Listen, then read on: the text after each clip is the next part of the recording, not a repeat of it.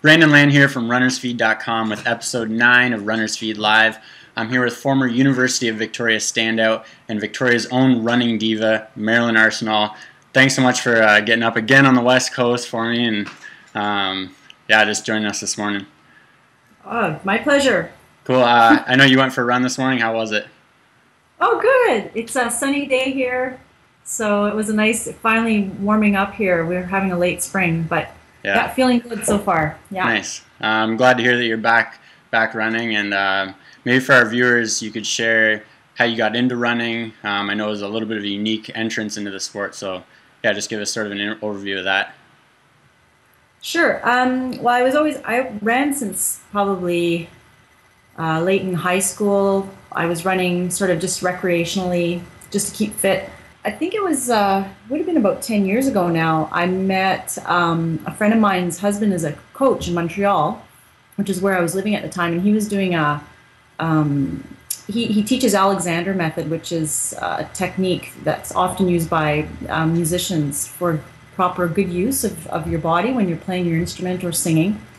His wife, who was playing piano at the camp, she just had a baby, and she was trying to push me into running with him in the morning because she didn't want to go with him. So she said, "You go."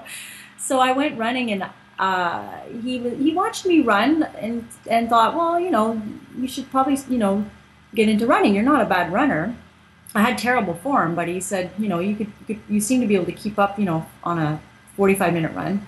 He spent a good 4 to 6 months quite intensively working with me, doing drills, etc., doing lots of work running on just running technique. No training, no interval training or anything like that, just technique. And I came out of that with a fairly good running form, very different from how I'd been running before. And so he encouraged me to hop into a race. We were about to move to Victoria the day after, and he said, there's a race the day before you leave. Do you want to run a race?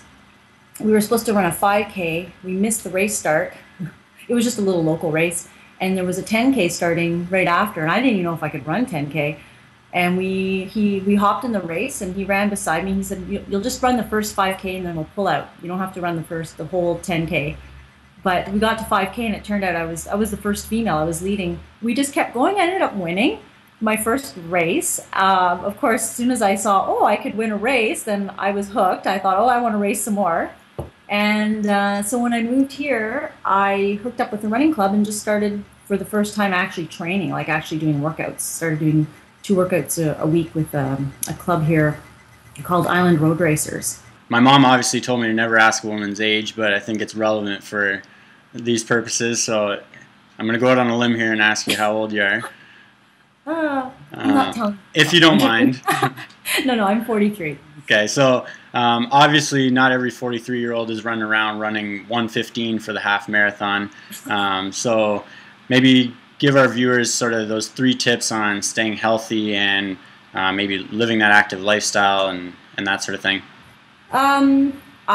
Big thing is and what I really think is key is trying to get a balance it with enough rest. If you are training, trying to get enough sleep and rest and eating well. That's really tough. Like making sure you're getting the right kinds of foods, your nutrition. And I drink a lot of water. I don't know if but I've been told by a lot of people who hang out with me, they're like, "Wow, you drink lots of water." I just do. I have a low blood pressure too, so for me drinking water kind of makes me feel better because so, but I don't know if that has anything to do with it, but I do drink copious amounts of water. All right. Well, yeah, no, and obviously you were talking about form before too, and I know you do some clinics called Mindful Strides, and you guys can all check out that on the Running Diva's website there. So she runs clinics, and I just basically want you to tell people about what the clinic looks like and maybe how that plays a role in your running as well. Sure, yeah. Definitely for running health, which is why I called it Mindful Strides, being mindful of how you're running, how you're using your body, I think is extremely, extremely important. Running's already really hard on your body. So I teach clinics. They're basically running lessons, basically. I come from a music background, so for me, what Malcolm did with me, where he was doing drills with me every day, really basically taking apart the biomechanics of running and slowing it down, doing repetitive actions that were really healthy and actually quite biomechanically perfect because you're doing it in very little short bouts. And then trying to increase that. Very similar to what musicians do when they play scales on their instrument. They'll play repetitive scales over and over, very short little bits of playing that where they try to perfect their technique. And then they try to transition that into the work that they're playing, rather than just trying to see the end result and trying to get there. You have to be very careful. You have to take your time. People are often surprised when they come in the clinics that I make them do work every day, very slowly. I increase the amount of drills that they do, because the drills themselves take a lot of strength, take a lot of mindfulness, awareness. But by the end of 6 weeks, they get a pretty good grasp of what they need to do. They know that at the end of that there has been changes made, and they can feel it. They get a taste for what a lighter, sort of more efficient stride could feel like. And oftentimes they start getting hooked, like I did. I know you were doing the build-up to the Scotiabank Toronto Waterfront Marathon last year, and I know things didn't go exactly as planned, but like I said, I know your work ethic's amazing, and what you do is right on target with how to get to your goal. So maybe you could talk about just what that build-up was like. I know I checked out your blog, your workouts were going incredibly, and then just sort of what happened and how things transpired, and yeah. Yeah, so I had decided to run my first marathon in the spring, and so I just did, I had 12 weeks I started a typical 12-week marathon training program, and yeah, it was going really well. At first I didn't know how the heck I was going to run the time I wanted to run, at the pace I wanted to run at the start of the training. I remember I think I did a 15-minute run at my pace, the goal pace which I wanted to run. And I thought I was going to die. I thought, oh my God, I have to do this for over 2.5 hours. How the heck am I going to do it? But as the weeks progressed and my mileage started building, I was getting fitter. And I thought, well, that's great. And got right up until the week before the marathon, and I was feeling pretty confident.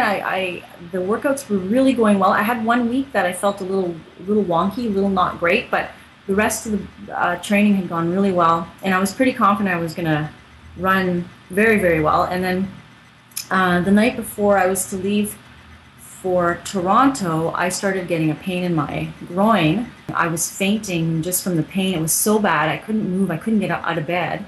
So called an ambulance, got to the hospital. The doctors there didn't know what was wrong with me. I think because I came in so healthy, a healthy person, they just figured maybe I had pulled something or, anyways, after about a day and a half, they had done blood tests, but I guess my immune system had been suppressed a bit. My white cells weren't coming up because of the marathon training. So the the white cells were looking quite normal. So they had ruled out an infection at first, and they were trying to send me home, but I just kept fainting. I was in so much pain. They kept me overnight, and then finally they did another blood test, and my white cells had, hit the ceiling, and then everything sort of happened. My oxygen stats started going down. I started running a fever. And then it was quite apparent that something was wrong, and they did some blood cultures, and they found out I had a staph infection, Staphylococcus aureus, and it had seeded. They found out in the MRI it seeded into the pubis symphysis joint, which is the joint right at the front where the two ramus bones come together, and it was actually pulling the symphysis apart, which is why I was in so much pain, because of the swelling. Anyway, I ended up in intensive care, nearly kicked it, because they couldn't seem to get the infection down, and it was quite bad. I was very, very sick, and I was told after that they weren't sure if I would pull through.